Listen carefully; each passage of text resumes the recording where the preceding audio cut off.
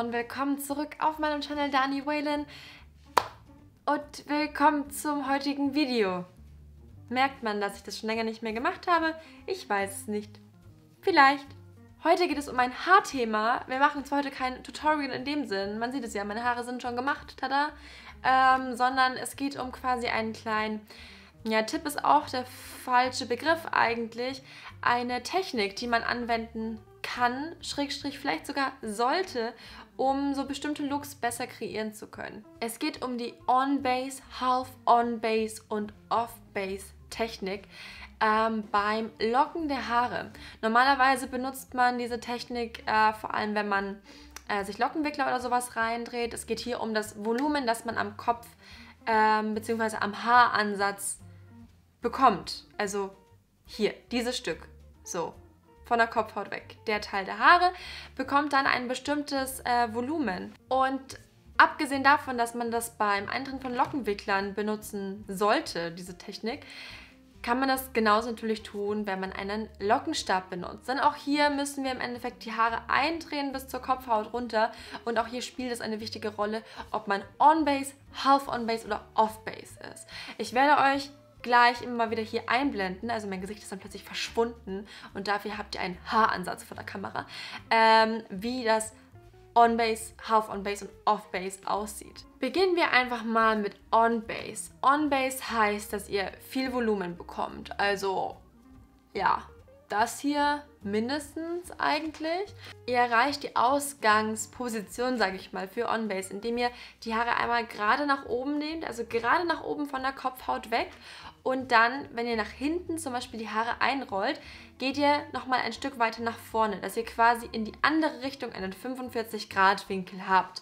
Und so rollt ihr das Ganze dann ein. Das heißt, es ist wirklich komplett bis an die Kopfhaut runter, es ist alles komplett eingerollt. Das wäre dann On-Base. Es ist recht schwierig zu erklären, deswegen die Veranschaulichung auch nochmal mit dem Bild oder mit dem Video, mit dem bewegten Bild, damit wir das genau verstehen könnt, weil es ist sehr schwierig zu erklären. Half-On-Base ist dann das, was wir als Ausgangssituation hatten. Das heißt, wir gehen von der Kopfhaut einfach mit einem 90-Grad-Winkel gerade nach oben. Hier haben wir auch noch Volumen, aber nicht so super viel Volumen. Das heißt, On-Base benutzt man eigentlich vor allem für die Ponypartie, für das dahinter, wo dann noch so ein bisschen Volumen drin sein soll, aber nicht mehr ganz so viel, weil sonst steht ja alles super weit nach oben, benutzt man dann diese Half-On-Base-Technik. Für alles eigentlich eher drunter, was man jetzt nicht, wo man nicht so viel Volumen dann im Endeffekt drin braucht, wäre dann die Off-Base-Technik notwendig.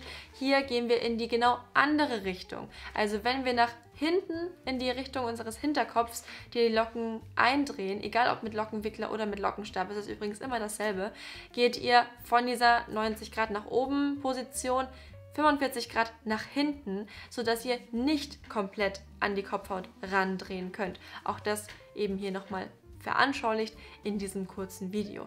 Hier habt ihr dann am Ende des Tages sehr wenig Volumen in den Haaren.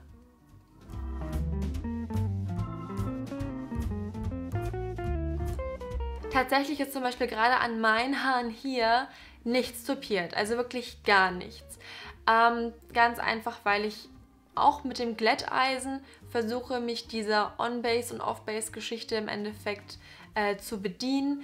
Das heißt, ich versuche diesen Winkel einzuhalten, wenn ich diesen Schwung hier vorne in meine Haare reinmache mit dem Glätteisen.